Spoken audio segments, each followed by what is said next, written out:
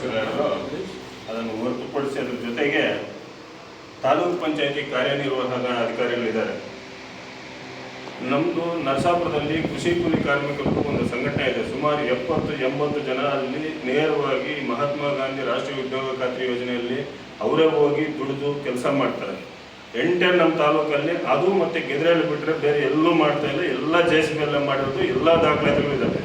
ಇದೇ ಕಾರ್ಯನಿರ್ವಹಣಾ ಅಧಿಕಾರಿಗಳು ಹೊನ್ನಯ್ಯನವರು ಅದೇ ಸ್ಥಳಕ್ಕೆ ಬಂದು ಕಾಮಗಾರಿ ಮಾಡ್ತಿರ್ತಕ್ಕಂಥದ್ರಲ್ಲಿ 6 ತಿಂಗಳು 4 ತಿಂಗಳ ಹಿಂದೆ ಚೆನ್ನಾಗಿ ಮಾಡ್ತಾ ಇದ್ದಾರೆ. ನನ್ನ ಜೀವನದಲ್ಲಿ ಈ ಥರ ಮಾಡಿರೋರು ನೋಡಲಿಲ್ಲ ನರೇಗಾ ಕಾಮಗಾರಿನ, ತುಂಬ ಖುಷಿ ಆಯ್ತು ನನಗೆ ಅಂತ ಹೇಳ್ತಾರೆ.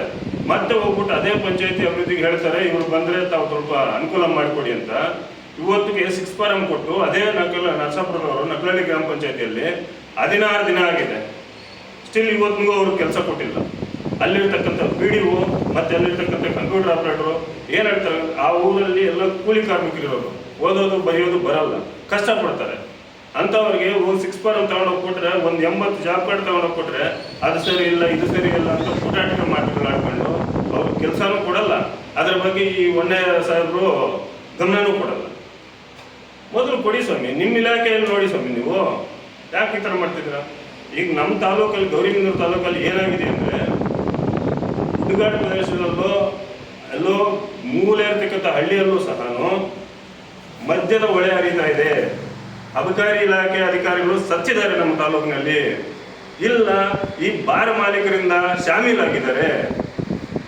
ಗುಡ್ಡಗಾಡು ಪ್ರದೇಶದಲ್ಲಿ ಮತ್ತು ಕಡುಗ್ರಾಮದಲ್ಲಿ, ಕುಗ್ರಾಮಗಳಲ್ಲಿ, ದಿನಸಿ ಅಂಗಡಿಯಲ್ಲಿ ಒಂದು ಬೆಂಕಿಪಟ್ಟಣನೋ ಕಾಫಿ ಪುಡಿನೋ ಸಕ್ಕರೆನೋ ಬೆಲ್ಲನೋ ಸಿಗುತ್ತೋ ಗೊತ್ತಿಲ್ಲ. ಬಟ್ ಆ ಗ್ರಾಮದಲ್ಲಿ ಒಂದೊಂದು ಊರಲ್ಲಿ 2, 3, 4 ಮದ್ಯದ ಅಂಗಡಿಗಳಿದಾವೆ, ಅಕ್ರಮ ಮದ್ಯದ ಅಂಗಡಿಗಳು. ಅಬಕಾರಿ ಅಧಿಕಾರಿಗಳು ಏನು ಮಾಡ್ತಿದ್ದಾರೆ? ಅಸಲು ಅವರು ನಮ್ಮ ಗೌರಿಬಿದನೂರು ತಾಲೂಕಲ್ಲಿ ಇದ್ದಾರಾ ಇಲ್ವಾ? ಇದ್ರೆ ಒಂದು ವೇಳೆ ಬಾರ್ ಮಾಲೀಕರ ಜೊತೆ ನೀವು ಶಾಮೀಲಾಗಿದ್ದಾರಾ? ಮಾಡಿ. ಯಾಕೆ ಮಾಡ್ತಾ ಇಲ್ಲ ನೀವು?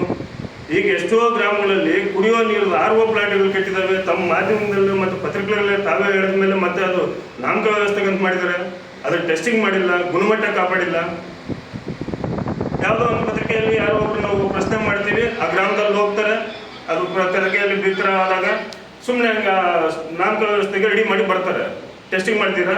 ನೀವು ರಿಪೋರ್ಟ್ ಕೊಟ್ಟಿದ್ದೀರಾ ಅಂತ ಹೇಳ್ಬಿಟ್ಟು ನಾವು ಈ ಮುಖಾಂತರ ಅಬಕಾರಿ ಅಧಿಕಾರಿಗಳಿಗೂ ಮತ್ತು ಕಾರ್ಯನಿರ್ವಹಣಾ ಅಧಿಕಾರಿಗಳು ಇಬ್ಬರಿಗೂ ಸಹ ನಾವು ಡಿಮ್ಯಾಂಡ್ ಮಾಡ್ತಾ ಇದ್ದೀವಿ. ಈಗೇನು 26ನೇ ತಾರೀಕು ನಮ್ಮ ಧರಣಿ ತಾಲೂಕು ಪಂಚಾಯತಿ ಮುಂದೆ ಇದೆಯೋ ಅದರಲ್ಲಿ ಎಲ್ಲ ದಾಖಲಾತಿಗಳು ತರಿಸ್ತೀವಿ. ಇದಕ್ಕೆ ಉತ್ತರ ಕೊಡಲಿ ಕಾರ್ಯನಿರ್ವಹಣಾ ಅಧಿಕಾರಿಗಳು ಅಂತ ಹೇಳ್ಬಿಟ್ಟು ನನ್ನ ಮಾತು.